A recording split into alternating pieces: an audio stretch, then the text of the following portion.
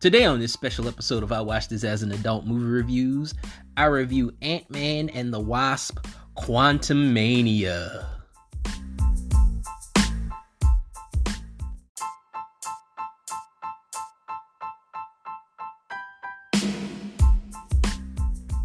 Don't forget to support the show on Patreon. That's Patreon / I Watched This as an Adult, where you get access to special content. Your support means a lot. Thank you.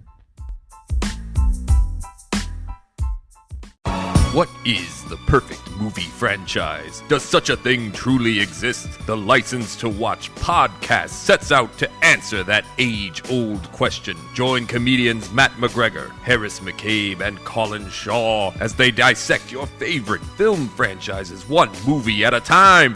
Along for the ride is a different film industry guest for every episode. Listen as the boys play judge, jury, and executioner and decide which of your favorite movie franchises are worthy of a license to watch.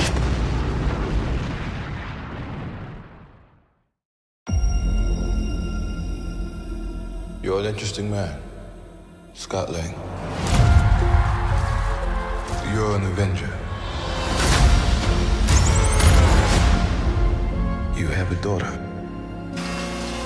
But you've lost a lot of time, like me. We can help each other with that.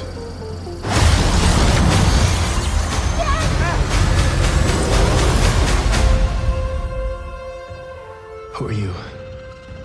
I'm the man who can give you the one thing you want. What's that? Time.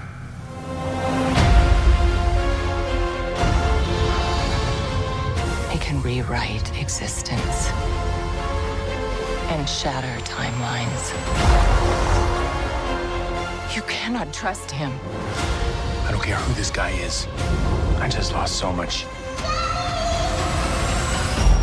He can give us a second chance.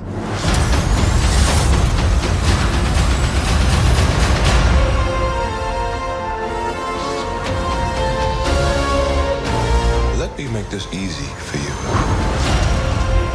You will bring me what I need, or everything you call a life will end.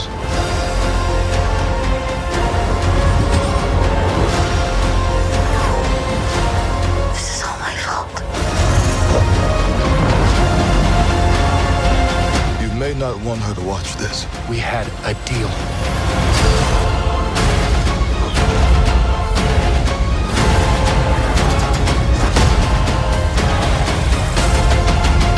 Thought you could win.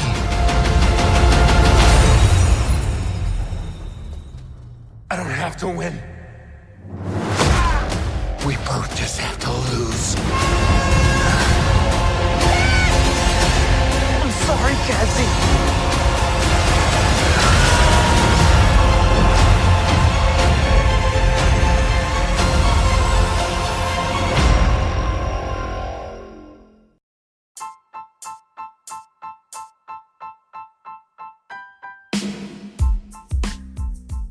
Hello and welcome to this special episode of I Watched This as an Adult Movie Reviews. I'm your host, Mikkel Ford, and as you heard, this is the review for Ant-Man and the Wasp Quantumania. We're gonna get right into it. This is the only thing I'm reviewing today. The House Party 2 review has been pushed back to next week.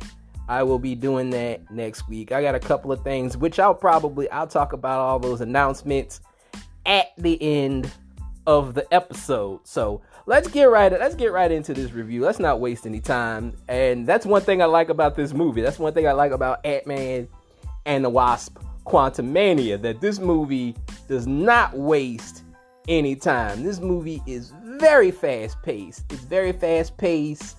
We get right straight into what the plot is. We get right straight into the action. We spend like maybe 10-15 minutes on Earth. You know, we don't spend a lot of time on Earth. It's like 10-15 minutes. We get a little bit of banter. We get a little bit of the Scott Lang comedy. at the beginning of the movie. It's funny. I'm gonna get into all of that later. I'm not gonna talk about any of that stuff, but we're gonna get into like the meat of this movie as the review goes along. But like I said, we only spend like 10-15 minutes on Earth. The rest of the movie is spent in the quantum realm. And that's when this movie starts to get weird. Like, the one thing I said, if you saw my first reactions on that I posted online, I said that this might possibly be the weirdest MCU movie ever. This might be the weirdest MCU movie ever, because probably even weirder than Guardians of the Galaxy. Guardians of the Galaxy is supposed to be the space movie where you see all types of weird shit and everything. Ant-Man and the Wasp Quantumania has that beat. Like, this movie is so goddamn strange. It's so strange. And I like that. I like that this movie doesn't keep itself in a box. It doesn't adhere to norm. It doesn't adhere to status quo. I like that about this. This movie kind of reminds me of a live action Strange World. If you remember that movie Strange World that just came out like last Thanksgiving. I think that movie came out last Thanksgiving. It's Strange World with superheroes is what it is. Like, it's Strange World with superheroes. And there are a lot of weird characters in this movie. There are a lot of weird characters in this movie. It's just like there's a man with broccoli for a head. There's a piece of goop, like this walking piece of like slime, and he talks about holes and just a lot of there's a lantern man, like a man with there's a robot man with a lantern for a head, and all types of weird characters, floating amoebas, just all types of shit, just all types of stuff. Like, a lot of weird characters in this movie. The one thing I liked about this movie is how they explain language in the quantum realm. I like how they explain language in the quantum realm, because when the Pims and the Langs get to the quantum realm, they don't understand what anybody's saying. Like, everybody in the quantum realm, they speak their own language. It's like, and that's all that the Pym family and the Lang family, that's all they hear is. So they have to drink this goop. To have the creatures in the quantum realm understand English. You know, I thought it was clever. I thought it was a clever way to have like the weird alien characters speak English. It was like, oh, you gotta drink this concoction in order for us to understand each other. And then like they start speaking, like the characters start speaking English. So like they understand. I thought it was a clever way. It was a clever way of getting around that, instead of them just going to the quantum realm and all of a sudden like these alien creatures who have never been on Earth all of a sudden speak English. You know, like, I thought it was a clever thing to do.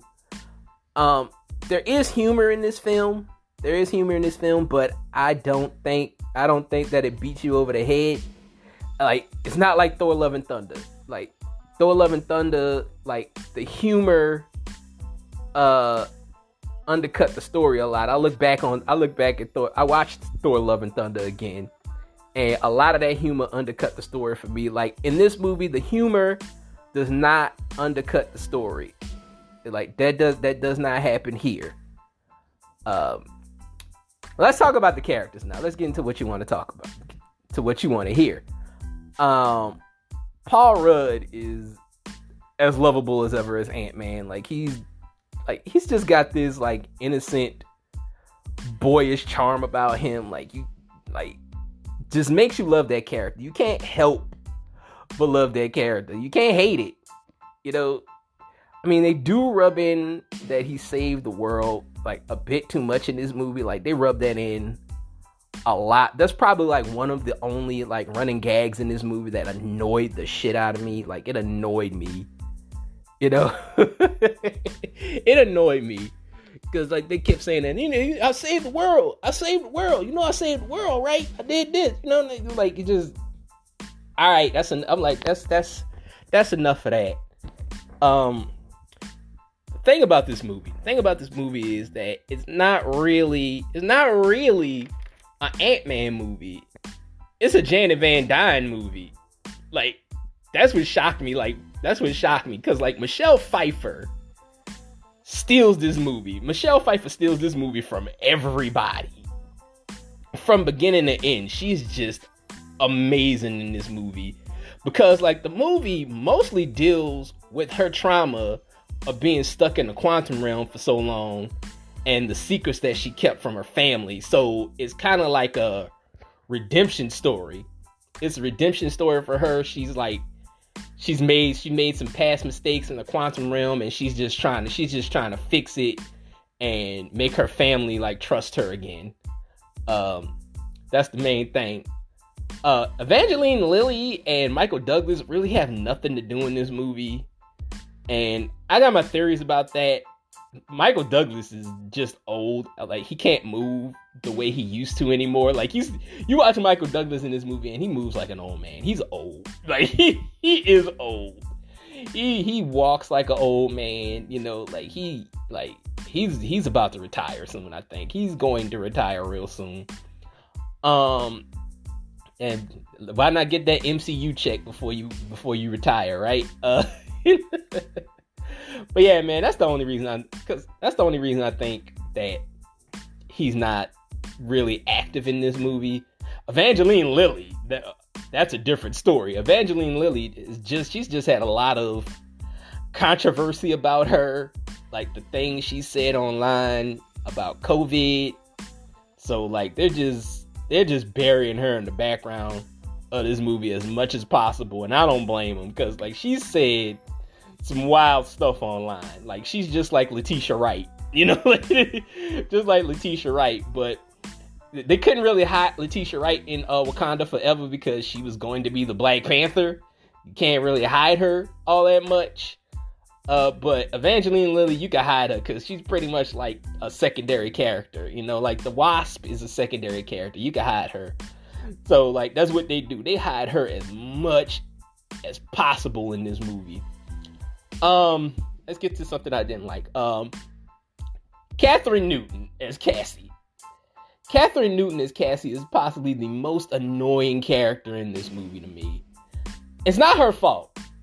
It's not her fault. I've seen her in things where she's good. Like, she was in the Pokemon movie and she wasn't annoying. She did that movie Freaky. Remember that movie Freaky with Vince Vaughn? I thought she was good in that. But it's not her fault. This is not her fault.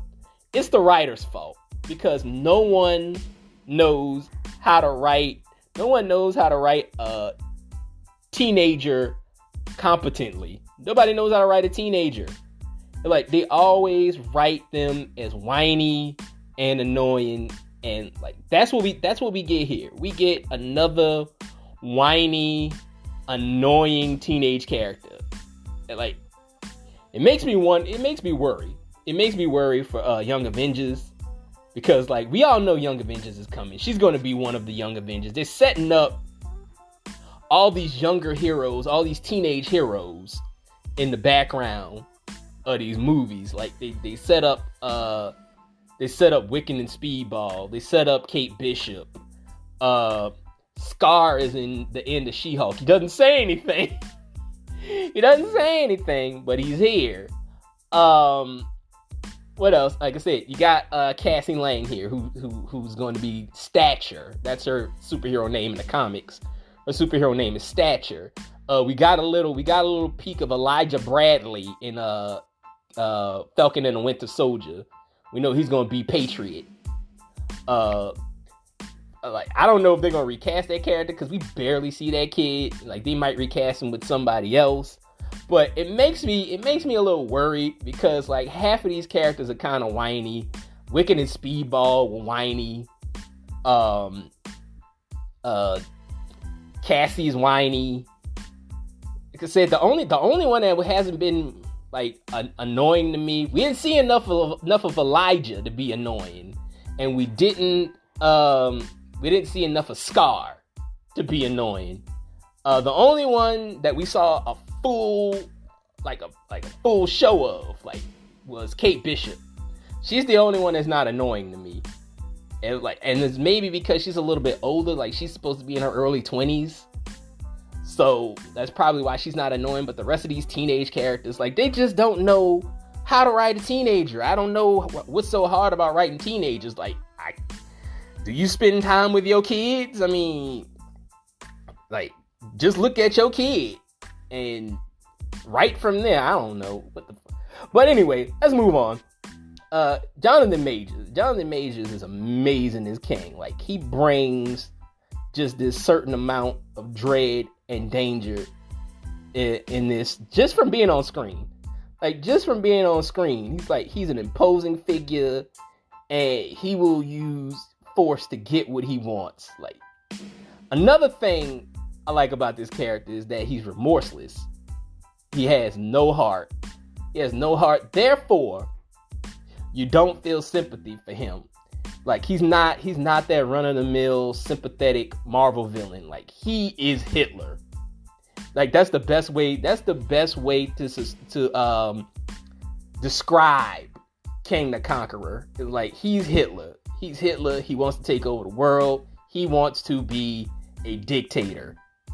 This is the type of villain we need. This is the type of villain that makes the heroes better, because he's not a sympathetic villain, but he's still interesting, because you don't have to have this like childhood trauma thing with him. Like, not every villain has to have childhood trauma.